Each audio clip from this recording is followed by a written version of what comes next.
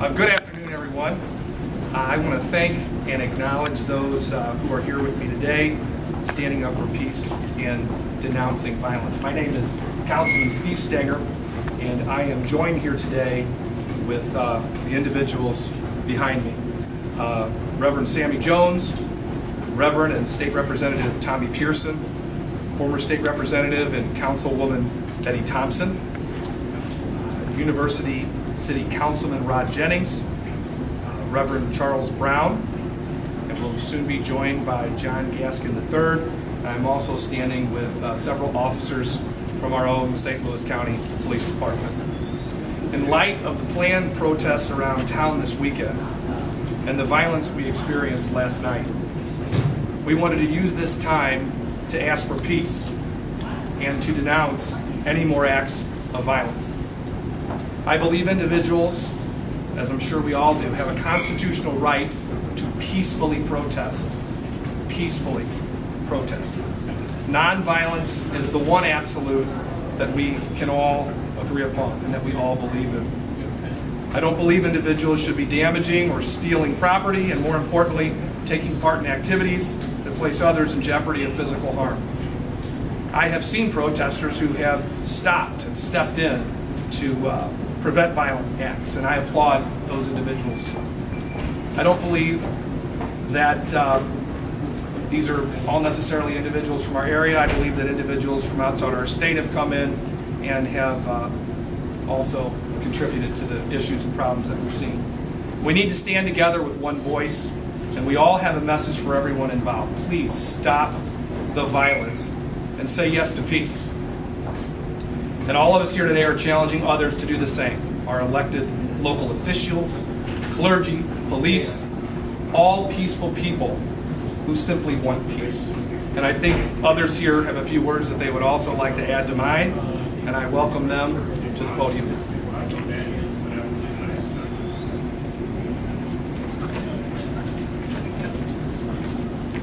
Thank you so much. It is good to be here on this particular day, a day where there'll be many people coming from across the country to share with us and what we believe has been a gross injustice. And people need to be able to vent and to protest and to make their voices heard. But I don't think that we need to do that through violent, destructive ways. When I was a young fella growing up in Tennessee, I remember my people coming home saying that they had to have National Guard at the polls for them to be able to vote. And I want to say to our young folk today that you don't need National Guard at the polls for you to vote. There's no one there to intimidate you. There's no one there to stop you from voting. If you want to make real long-term changes, that we need to go to the polls and vote our interests. Not only is that the best way, it's safe to do it than it is to be violent. Go to the polls, vote your interests, make long-term positive change that way. Thank you. By the way, I think somebody wanted to know my name. I am Reverend Representative Tommy Pearson. I pastor the Greater St. Mark Family Church. I also represent District 66 in the House of Representatives.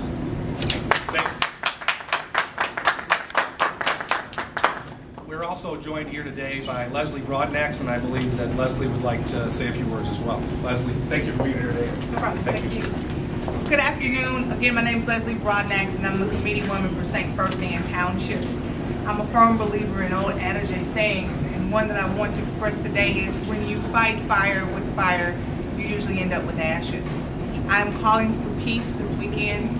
I'm calling for peaceful protest. Please exercise your rights within the limit of law. We don't need to lose another life. We don't need to lose another business. We don't need to lose anything as it affects St. Louis County and St. Louis greater area. So again, I stand with the call for peace. I will be encouraging those that I know that are participating to be peaceful. You can fight and you can attract more positive with honey than you ever could with vinegar. Thank you.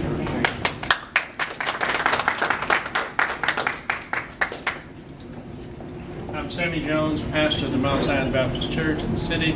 I live in the county.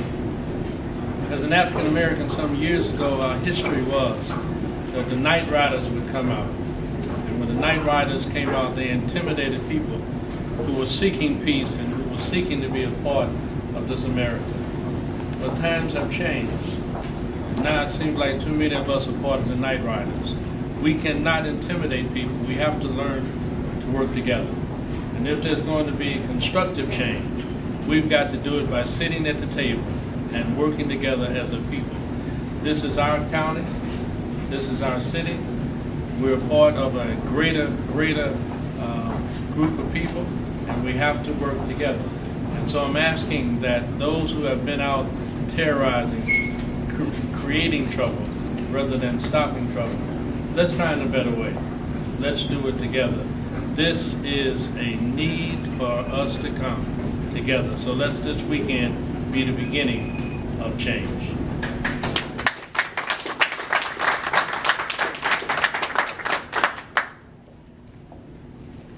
My name is Betty Thompson, former council member of University City and former state representative.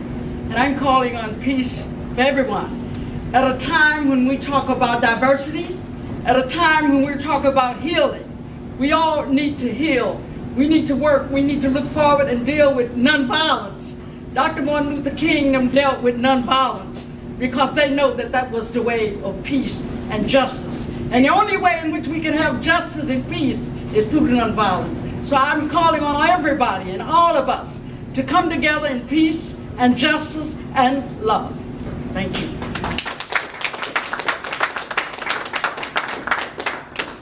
Good afternoon. My name is Rod Jennings. I'm third ward councilman from University City. I think I'm probably the youngest member up here, so I'm not like a lot of the young protesters that's out there. And I've also been mentored by Betty Thompson, and one thing she's given me great advice and also taught me about the political process. So I say, young people, we must learn about the political process. We don't need to frustrate. We don't need to agitate. We need to negotiate. So let's look at this situation as a time of opportunity to make change. I'm also calling on the police officers, stop shooting our babies. But again, our babies need to learn not to become targets and agitate. It's time for us to get to the table and take this moment as a time for growth and change. Thank you.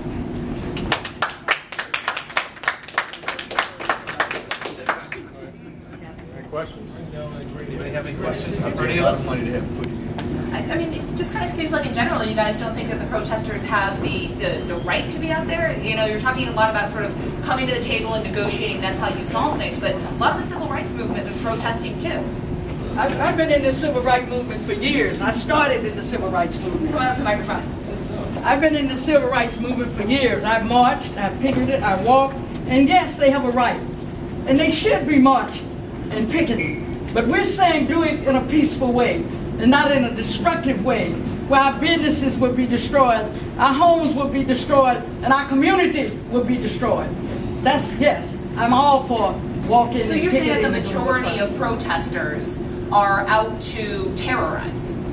No, I wouldn't say that, and I would never say that, because I don't think that they're out there to terrorize.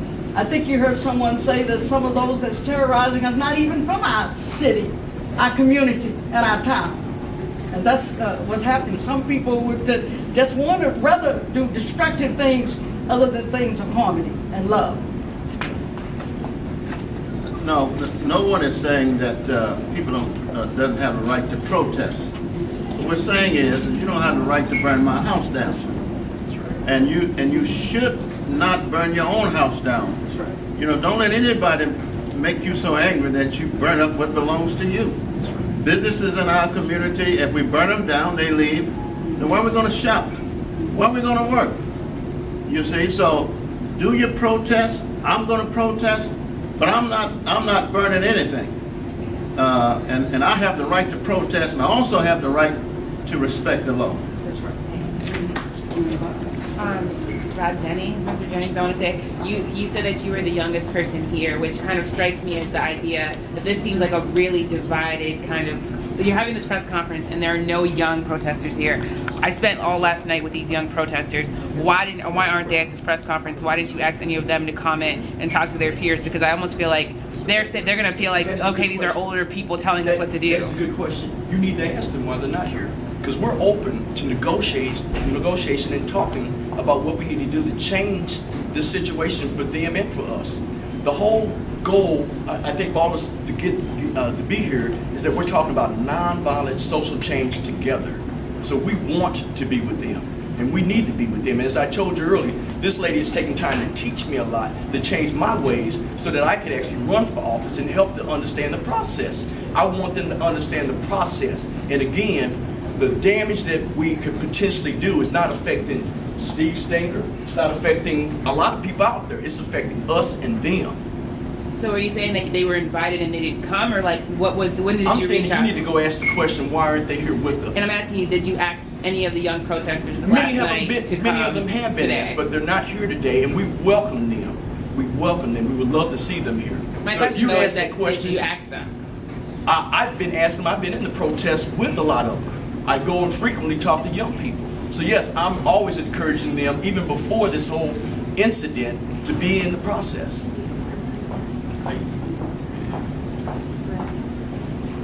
I would just say one word about our youth. You know, I pastor Greater St. Mark Family Church. We open our doors up to everybody, young and old, good and bad. It doesn't matter. I mean, we've had hundreds of young people in our church, and we let them. And you know, this don't happen in the Baptist church. I'll let them stand in my pulpit and sit in my chair because I want them to know that the church is open to everybody. We will talk to young people. I talk to hundreds of young folks, not just from North County, but all over. People have come to my church all over the country. We sat down and talked about this issue. Young people are our future, and our arms are open to them. But I don't want to see them get killed out here. That's right. I have a question for you. Is this, I know we're standing outside of the county council chamber, is this call on behalf of the county council or just you personally as a candidate, or? Well, I mean, I'm here as a county councilman. I'm here as an individual. I mean, I'm here because I think we all agree on one thing, and that is that the way forward is through peace, it's through dialogue, it's through discussions. Every Tuesday, we're open here in St. Louis County, and we have an open forum for the public to speak. And we have heard many of the protesters come and speak peacefully and, you know, say what's on their mind. And we listen to that heartfully on the St. Louis County Council. And in light of the events of, you know, just last evening and what we might anticipate this weekend, we want to promote this message of peace because that is the way forward. And there's real practical aspects of it. And I mean, it's just peace for peace sake as well. Are there any people in specific that you are calling on to help curb this violence? It does seem like there are people that lead this night after night. Well, I would call on particularly elected officials, and I'm not calling out anybody specifically. Why not? But they're just because I don't think that that's appropriate to do because we're here for peace. We're not here to antagonize anyone. But I think that there are some elected officials that instead of, you know, having a message of peace, I think they're, you know, maybe stirring things up when they don't need to do that. Certainly voices can be heard, First Amendment rights can be exercised in a peaceful manner, and that's all we're calling for. And that exercise of those rights is something that we're all in favor of.